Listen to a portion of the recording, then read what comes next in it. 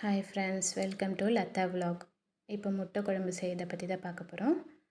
தேவையான பொருட்கள் வெங்காயம் அரைச்சி வச்சுருக்கேன். ஒரு வெங்காயம், பெரிய வெங்காயம், ஒரு தக்காளி, பெரிய தக்காளி ஒன்று விழுது அரைச்சி வச்சுருக்கேன். தேங்காய் ஒரு துண்டு, அதுவும் அரைச்சி வச்சுருக்கேன். ஸ்பைசஸ் பிரியாணி மசாலா, தென் கலந்த மிளகாய்த்தூள், மஞ்சள், தனியாத்தூள், அப்புறம் கரம் மசாலா, ஸ்பைசஸ் ஆட் பண்ணிக்கலாம்.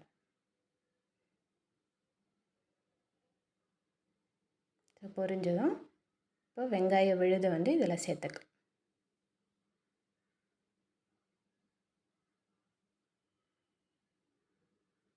வெங்காய விழுது சேர்த்துட்டு பச்சை வாசனை போகிற வரைக்கும் கொஞ்சம் வதக்கிக்கோங்க. இதுவும் ஈஸி மெத்தடு தான். ஒரு 10 மினிட்ஸில் நீங்கள் செஞ்சு முடிச்சிடலாம்.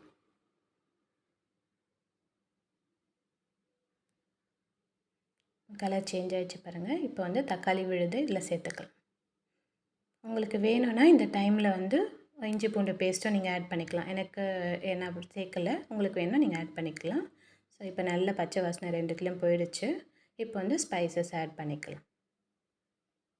உப்பு ஒரு டீஸ்பூன் போட்டிருக்கேன்.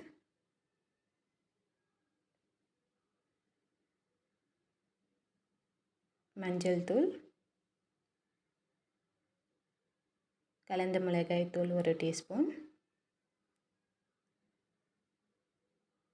கரம் மசாலா ஒரு ஸ்பூன், வெறும் மிளகாய்த்தூள், தனி மிளகாய்த்தூள் ஒரு ஸ்பூன். அது கலருக்காக தான் போடுறோம், அதில் காரம் பெருசாக இருக்காது. தனியாத்தூள் எல்லாம் போட்டு மிக்ஸ் பண்ணி விட்டுக்கோங்க. பாருங்கள், எண்ணெய் பிரிஞ்சு வந்துச்சு. எல்லாம் மிக்ஸ் பண்ணதும் எண்ணெய் பிரிஞ்சு வந்துச்சு பாருங்கள். இப்போ இந்த டைமில் நம்ம தேங்காய் அரைச்சி வச்சுருக்க தேங்காய் இதில் சேர்த்துக்கலாம்.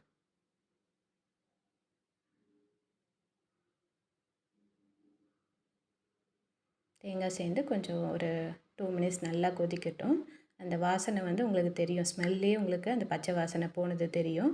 ஆல்ரெடி எக்கை நான் பாயில் பண்ணி தென் மசாலாலாம் போட்டு வச்சுருக்கேன். அதில் மஞ்சள்தூள்,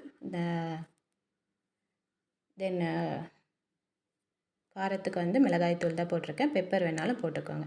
ஸோ அதை இதில் ஆட் பண்ணிவிட்டேன். முட்டை ஆட் பண்ணதும் நீங்கள் கொதிக்க வைக்க வேண்டாம்.